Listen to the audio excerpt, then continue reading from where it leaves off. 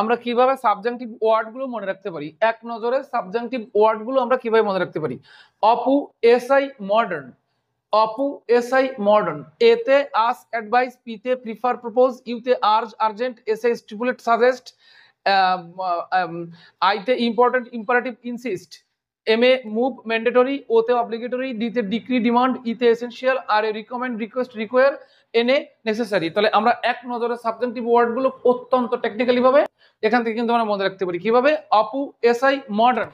বাণী এডুকেশন ও বাণী job coaching এর পক্ষ থেকে আমি ভিক্টর আপনাদের সবাইকে স্বাগত জানাই আমার আজকের ক্লাসটিতে। আমি আজকে আরো গুরুত্বপূর্ণ একটি টপিক নিয়ে আলোচনা করব। ইংরেজি গ্রামারের সাবজেক্টিভ অংশ নিয়ে আমি আলোচনা করব।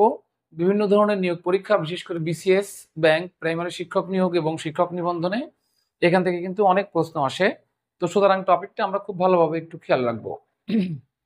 তো আমার এখানে একটা প্রশ্ন রয়েছে যে চুজ দ্য রাইট, চারটা সেন্টেন্স রয়েছে, দেখতে হবে চারটা সেন্টেন্স এবং বুঝতে হবে যে ঠিক কোন সেন্টেন্সটা সঠিক, এটাকে জানতে হবে। তো আমি একটু পড়ি। The man preferred that he stayed that night. The man preferred that he stay that night, stood that night and had stood that night.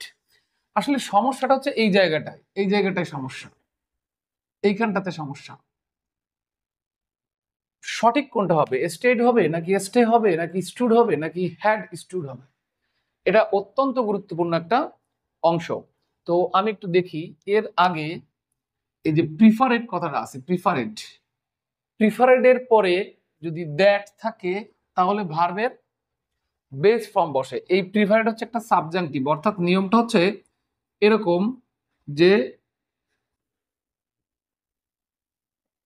Subjective এর পরে যদি দ্যাট থাকে, দ্যাট, আর এরপরে যদি সাবজেক্ট থাকে তাহলে ভার্বের বেস হবে। তাহলে ব্যাপারটা কি দাঁড়ালো? Subjective plus that plus subject plus ভার্বের বেস।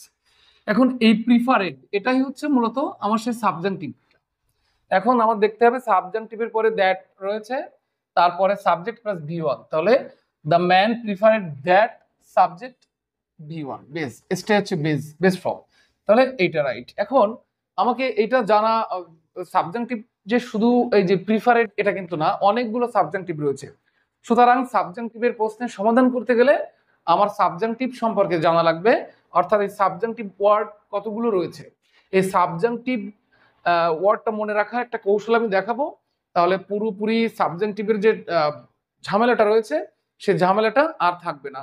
তো আমরা এখানে একটা টেকনিক অবলম্বন করব, তাহলে খুব সহজে বোঝা যাবে। তো আমাদের যে গণিত টিচার, বাণী জব কোচিং এর যিনি গণিত টিচার, তার নাম হচ্ছে অপু স্যার, শ্রদ্ধেয় শিক্ষক অপু স্যার আমাদের খুবই জনপ্রিয় একজন গণিত শিক্ষক। তো অপু স্যারের নামটা একটু মনে রাখবো, আমরা মনে রাখবো Apu, Apu.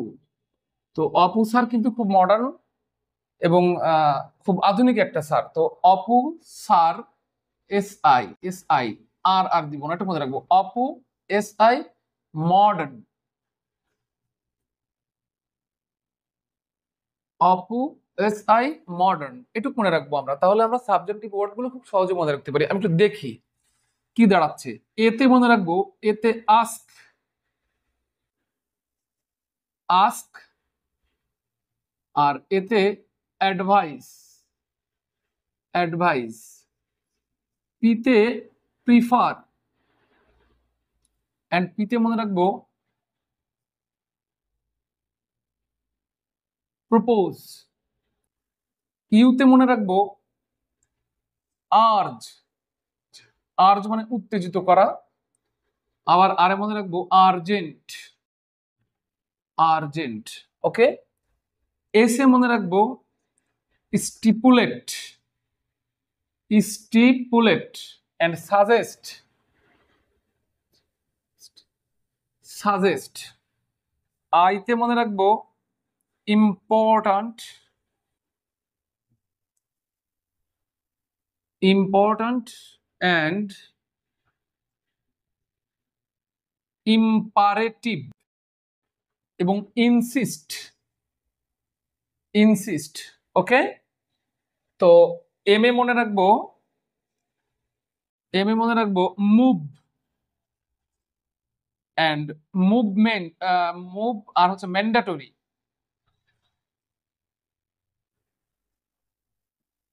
Mandatory, M A move mandatory. ওতে মনে রাখবো ওতে মনে রাখবো অবলিগেটরি, অবলিগেটরি, অবলিগেটরি। ডিতে মনে রাখবো, ডিতে মনে রাখবো ডিক্রি, ডিক্রি অ্যান্ড ডিমান্ড।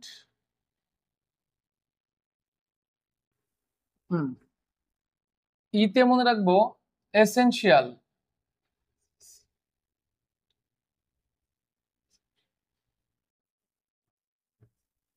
আর এ মনে রাখবো রিকমেন্ড, রিকমেন্ড আর request and require.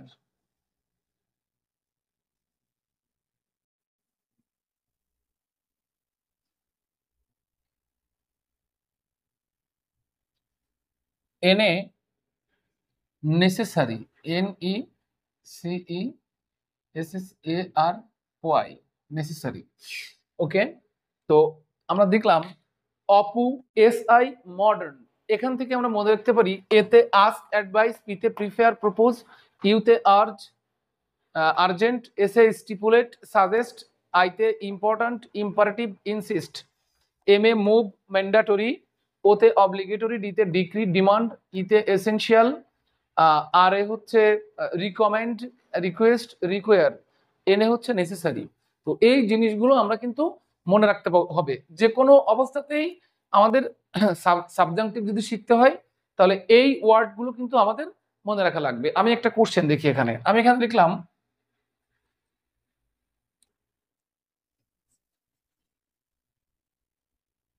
it is necessary,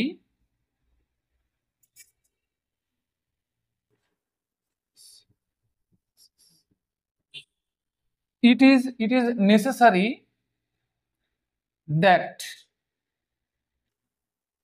he go অথবা goes home।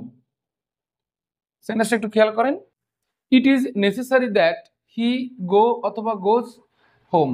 এখন দেখেন এইখানটাতে গো হবে নাকি গোজ হবে, নাকি ওয়েন্ট হবে, নাকি হ্যাড গান হবে, এরকম ধরনের প্রশ্ন কিন্তু পরীক্ষা আসে। তাহলে আমরা কি দেখতে পারি, এই দেখেন নেসেসারি, আমার সাবজেক্টিভ ওয়ার্ড, এই যে নেসেসারি যে আছে এটা কিন্তু সেই সাবজেক্টিভ, এটা সাবজেক্টিভ, এরপরে দ্যাট, তারপরে সাবজেক্ট, তারপরে ভার্বের বেস, অর্থাৎ এস বা ইয়েস বা পাস্ট ফর্ম বা পাস্ট পার্টিসিপেল ফর্ম কোনো কিছুই কিন্তু হবে না, এখানে গো হবে। ঠিক আছে, তাহলে ইট is necessary that he go home, that's right. এখানে অধিকাংশ স্টুডেন্টরা কি করবে, হি গোজ দাগায় ফেলবে, গোজ দাগায় ফেলবে। গোজ কেন দাগায় ফেলবে, কারণ he third person singular number, এখানে গোজ দাগাবে, কিন্তু এটা কিন্তু না, তার আগের ওয়ার্ড ইজ নেসেসারি, যেটা আমার সাবজেক্টিভ ওয়ার্ড, এই সাবজেক্টিভ ওয়ার্ডের পরে দ্যাট, তারপরে অবশ্যই ভার্বের বেস। আমি আর একটা কোশ্চেন লক্ষ্য করি, তাহলে আরো ভালোভাবে বোঝা যাবে।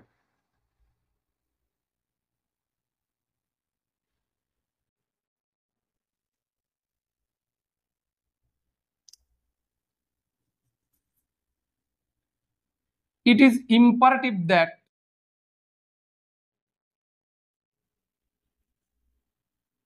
it is imperative that we do, did, does the work। একটু লক্ষ্য করি এখানে কি হবে, it is imperative that we did the work, do the work, does the work. এখানে হবে এই যে imperative subjunctive word, subjunctive word কোনটা, ইম্পারেটিভ, এই যে ইম্পারেটিভটা রয়েছে, এরপরে দ্যাট, তারপরে সাবজেক্ট অ্যান্ড অবশ্যই ডু। কোনো অবস্থাতেই ভার্বের অন্য কোনো রূপ হবেই না, কারণ সাবজাংটিভের পরে অবশ্যই আমার ভার্বের বেস করতে হবে, ভার্বের ভি অন করতে হবে। আমি আশা করি আপনারা পুরো ক্লাসটা খুব ভালোভাবে বুঝতে পারলেন।